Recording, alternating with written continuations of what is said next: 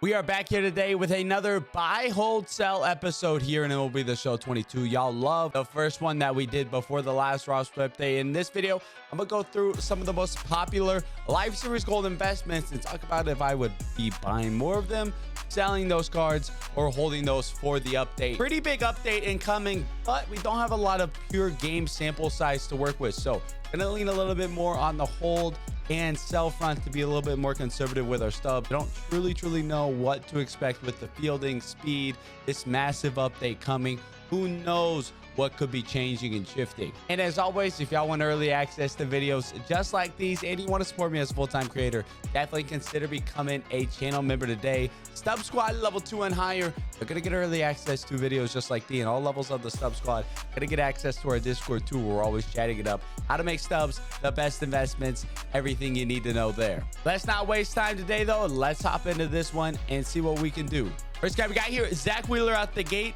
I'm leaning a firm hold on Wheeler, maybe even into the buy territory, just 200 stubs above quick sells. Last start, 7 innings, 3 hits, 1 walk, 6 strikeouts. He had a bit of a rougher start before that, but that was a pretty solid start for Wheeler. We'd like to see a little bit more on the K-Spinine, but he's so close to that 85. You can see I have him parallel 1, which gets him up to that 85 tier. So he's not far away from becoming a diamond. He just needs a slight boost somewhere. 1700, honestly, probably a steal. We usually don't find guys that have any sort of chance for diamond the Wednesday before the update. Just 200 stubs above quick sell value. A lot of people overlooking Wheeler. Only one start in the update period, so a little bit tough to judge too much of what's going to happen. Even if we're talking long term, I really like Wheeler a lot. Moving on to another pitcher here though, in Liam Hendriks. That is a firm sell for me at 22.86. Kind of wild that he is at that price. His last 3-4 outings have not been good at all. I believe he's given up a run in like 4 straight outings, 3 straight outings, something like that. So Liam Hendriks, very firm sell for me. I don't see any reason why he should be anything other than quick sell right now. Maybe that hype train will build back up and he can right the ship going into the next update. But for now, we are out on him. I like Tony Gonsolin. I'm not in on him either. That's just, I'm holding Gonsolin. I'm not going to be getting any more of that 61 K-Spinine, 63 walk-spinine. We can definitely see that go up. We need some more sample size to work with as well before we start really buying into a diamond play. Next up here, we got Emmanuel Clase selling like a diamond right now, and especially with relievers, anytime they're selling like a diamond, I want to take that profit. 33.50 on the buy now. You could sell them and get your 3,000 subs a piece if you've invested in Emmanuel Clase up to this point. So for me, I want to lock in that profit versus waiting and like maybe he goes up to an 86 and I make another 300-400 stubs per card at that point. Maybe he doesn't go up at all and he goes back down to 1,500 stubs. I don't want to risk that. That's a firm sell for me. I want to cash in, capitalize on what I got, take my stubs. Moving on to Brandon Woodruff though, right at quick sell right now. Last start wasn't bad. Doesn't move the needle for him to go diamond yet, but it probably just keeps him here at an 84 overall. So that is a hold for me. Gonna hang on to Brandon Woodruff some more if I had any right now. Already sold mine off going into the last update or right after the last update went up to an 84 because I needed some stubs to work with. But if you are still holding Brandon Woodruff, I like that hold quite a bit. Spencer Strider is a guy for me right now that is a sell. He only has the 1 start so far in this update period, and it wasn't that great of a start. It wasn't awful, but it just wasn't good. I don't expect any movement for him this update. I don't think he's going to go down I don't think he's going to go down at all, but I don't think he's going up either in that regard. So I would personally be selling just to ensure maybe something crazy happens and he does go down. We've seen crazier things happen before. I would be selling on Strider. If you got in early on Strider, you've locked in your profit at that point. You can take those, invest it elsewhere, and when he doesn't go up in this next update, you can get back in at quick sell. Andreas Gimenez, a guy I would be selling right now, 29.98, close up to that diamond price point. As in 83, almost selling for +2 overall quick sell values higher. So for me, I'm out on that point. I think Gimenez has a chance to go diamond. I don't know if it's going to be this update. I think he deserves it at some point this year. He's showing a little bit of power out of the All-Star break. I wouldn't be shocked to see him go diamond, but I think it's still a little bit more on the less likely end unless something crazy happens. So for me, I'd be out of Gimenez, looking to get back in on him after the update. A guy would be getting in on though, Francisco Lindor, batting close to 280 so far in the month of July with just 58 and 55 contact versus right and versus left. So a lot of room to grow contact wise there. He's just a hot streak away from getting back up to that diamond tier. Been diamond a couple times this year. I think he has the ability to get back to it. If you need a nice quick sell investment so far going into this update, Lindor, not a bad play at all. Nobody else I really am looking at in this page here. Moving over to Dylan Cease, he is a sell for me now too. 27.49, close up to that diamond quick sell value. Not quite there yet, but I just don't envision a +2 for Cease this go around. I want to see him limit the walks a little bit more before I'm fully bought in on him going diamond. That 86 hits per 9, 87 Ks per 9 as that 86 hits per 9, 87 Ks per 9 as a starter. Probably not going too much higher for that. We need that walks per 9 to go up. I just want to see a little bit more to see that walks per 9 go up. I think he probably doesn't get it this update. Goes back down to quick so we can get back in on him. He limits the walks over the next handful of weeks, and then all of a sudden he's going diamond. We've taken profit now, gotten back in at quick sell and take profit again. You double dip on a guy like Cease. I like that play a lot. Guy like Adolis getting hot recently, but it's still been really bad overall in the month of July. Good couple last few weeks, he's turning it back on. He's giving himself a shot, but I don't think I'm quite there on Adolis. He probably stays at an 83 this go around. If he does, it's down to 1200 quick sell value. I don't hate picking some up at that point, but at 2K for an 83, barely started to heat up. I'm all out on that. Juan Soto now. I'm leaning sell on Soto. Maybe a little bit of a hold here because Soto, he's going to get back to diamond at some point. I do feel confident with that. But at 2840, he's very close to diamond quick sell value as it is. So a +3 is not an easy thing to get for a live series card. So for me, I got 30 Sotos right now. I'm probably going to be taking those, selling those for 28.40 a piece. I'll lock in my profit. I got these around 1700. It goes up just a little bit to an 83.84. Maybe his price dips down ever so slightly, and I can come in, pick up some more of those cards, and then either sell back up off the hype or hold for when he goes diamond at that point. A guy I would be selling as well, Hunter Renfroe, 24.50 right now on the buy now. So super inflated. A lot of people are preparing for that defensive update with Renfroe. Problem with Renfroe, really going to be boom or bust. Second in the league in defensive run saved, but 0 outs above average. So strictly middle of the road, average defender when it comes to outs above average. If SDS uses DRS, he's going to get a significant fielding bump. If they use outs above average, he's either going to not get a bump at all or possibly even go down. So really a coin flip there. And so at 24.50, I personally would be out. One other guy I'd be out on, Austin Riley. This card, I don't see a reasonable path to diamond for Austin Riley. Contact right could get a boost, but I don't know if it could get a big enough boost to get a +2 because that 59 fielding holds back this card so much in terms of value, and he's currently selling as a diamond. The best case scenario for Austin Riley come Friday is a +2 to 85 overall that you then quick sell for 3,000 stubs, or you can sell him today for a guaranteed profit for 2,900 stubs or so, give or take just a little bit right there. Take the guaranteed profit. No sense in holding on to a guy like Austin Riley who maybe has a 20% chance to go diamond, 30% chance. Again, he's been incredible. He's been the best player in baseball in the month of July, but that doesn't always equate to getting a high overall card in MLB The Show. He has 59 fielding. He's been a worse defender this year than last year. His fielding rating is not going to go up with this fielding update, so he's not going to be helped there. His contact left, power right, and power left are all essentially maxed for a live series card. The only where he has the room is about 15 to 20 contact points versus right. I don't know if that's enough to get him all the way up to an 85. Certainly not enough to push him past that to an 86 in my opinion.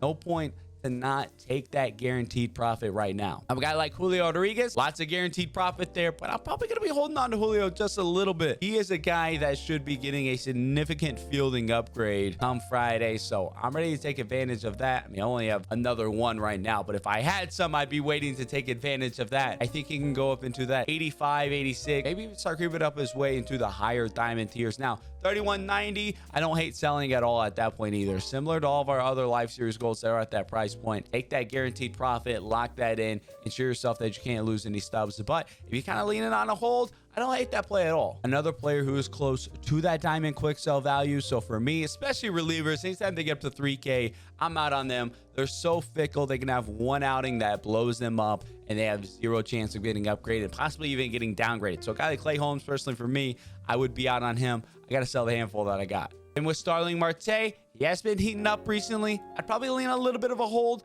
but he is playing above that 84 overall quick sell value, so I don't hate selling either. Definitely not a buy for me. I don't think he's going to get a +2. If he ends up getting a +1 in the update, he gets back down to 1,500 stubs on the quick sell value, I'm definitely picking up some at that point, though. Moving on to Marcus Semien, it's a bit of a buy for me. He's been heating it up so far in the month of July, showing that more contact and a little bit more power recently. Him and Seager are both starting to get it going recently. So is this update going to be a crazy one for Semien where he goes up to an 83, 84? Probably not, but I really like where Semien is trending long term. I think he can get that +1, 2 of the 83, 84, maybe even sneak back his way into diamond by the end of the year eventually with how low his contact numbers are if he can just continue to hit for average. Now, one guy that is a sell for me is Robbie Ray. I'm actually going to go through and sell these right now. 263,000 stubs. I bought these all for 400 a piece, so I'll take that profit. Robbie Ray had been trending really nicely, got blown up by the Astros, unfortunately, so I don't see Robbie Ray going anywhere. Maybe he even goes down in overall. I do doubt that. I think he's going to stay at 82, but we've seen crazier things happen. Osman got hit last update. It can't happen. If Robbie Ray goes down, I'll definitely be looking to get back in on some more at that point, but for now, I'm out on Robbie Ray entirely. Don't recommend having any at this point. Carlos Correa, not been great so far in the month of July, so I don't hate the idea of coming through and selling. I may even come in and sell some of these myself. 1109 on the buy now, so actually a little bit above quick sell if you were to list all these to sell. So I don't hate that play. I come in. I do have 169,000 stubs there in Correa. I could take my guaranteed profit. May hold just a little bit to think about it some more, but I'm probably leaning sell at the end of the day. I like Dansby. I'm leaning hold here. I'm playing for the defensive update. Hopefully that can push him up to an 83, 84 range for Dansby. Otherwise, it would be beneficial to sell if you don't think he's going to get to that 83, 84 range. I think with the defensive update, though, he can just sneak in there. We can see another guy I'm heavily invested in, Raley here. I'm holding him. He had a couple, not so great outings, but he's had some really solid outings in between as well. Probably a bit more of a long-term play. Don't expect any crazy moves this go around for Raley. But I like what he's done so far. I like his body of work this year, so he's going to be a hold for me. Guy that I'm kind of leaning a little bit of a buy on, but maybe not 60 stubs over quick sell, is Jose Abreu. You see Jose Abreu at quick sell at all? I like him. Even if it's not this update, we need to see that power versus ride a little bit more. Maybe he gets a little bit of a contact boost to get him up a +1 or so. A fielding to help him get another +1 or well, and he can get up to an 82, 83. But Jose Abreu's been the second best first baseman in baseball this year, only behind Paul Goldschmidt. So Jose Abreu, I see going up at some point. It's only a matter of time. Devon Williams, 1,300. That is a sell for me, selling at an 83 overall. Quick sell. He's been incredible this year. He's been due for updates for a while and hasn't been getting them. So I just don't trust his ability to get the updates that he deserves. So D-Will got 110. I'll probably start offloading some of those in the next coming days headed into the update. A guy like Castillo, though, right at quick sell value right now for some reason. That is a buy for me. He's been on fire recently, likely to be traded here in the coming days as well. He gets into New York, a bigger market, more eyeballs on him, continues to pitch how he's pitching. Definitely going to be a guy shooting up in price through to the hype. And at 608, right at quick sell value, I really like this play a ton. I like Alejandro Kirk. Probably leaning a little bit of a sell for me at that 83 overall quick sell value, selling for that as of right now. Due for a massive defensive update, so a +4 is definitely possible. I'm probably not going to sell all of these, probably like a half and half. Half sell, half hold. Guarantee some profit as I got all these around 600 stubs, and then hopefully play for that big diamond upgrade. Both Urias and Gausman right here. I'm holding on to both of these. Gausman, one star in the update wasn't too great. Gave up some hits, but he did strike out quite a few guys, so maybe he gets that Ks per 9 bumps. Starts him getting back up, trending towards the diamond tier. 602, I don't hate it as a buy, but personally, I'd wait until after the update. I liked Gausman last update, and he got a -2. So I'd wait until after the update, see where Gausman settles at, start buying him there. Even if he goes up to an 82, you can get in at 900 subs at that point.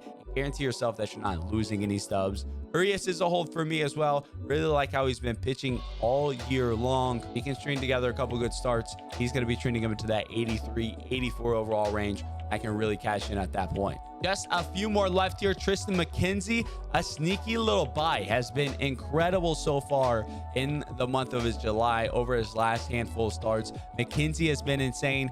50 stubs above quick sell at 450 right now. Ks per 9, walks per 9. So much room to grow there. If he can continue to just show good things in both of those, McKenzie is going to start flying up in overall. So I like Tristan McKenzie a ton, even at 50 stubs above quick sell. I think he's a really, really awesome play. Then finally, last guy we got here, Corey Seager, selling right at that 82 overall quick sell. So that's probably going to be a sell for me. I think a +2 or a +1 is a little bit more likely, but I don't hate the idea of holding either. He's been hitting for so much better average recently that 55 contact, 65 contact, that can go up some.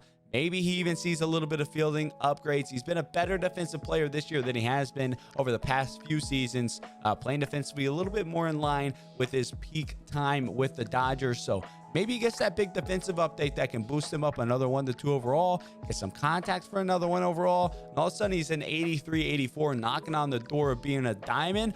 That is a possibility. If you got in on Seager at 400 though, never hate coming in, doubling up your subs. Only other guys I'm invested in right now are 2 silvers. Teoscar Hernandez, got about 190 of those. That is a hold for me, but I wouldn't recommend buying. Same with Gleyber Torres. I got about 450 of those. That is a hold for me. I don't recommend buying there either, but I don't recommend selling any of those at the current moment either.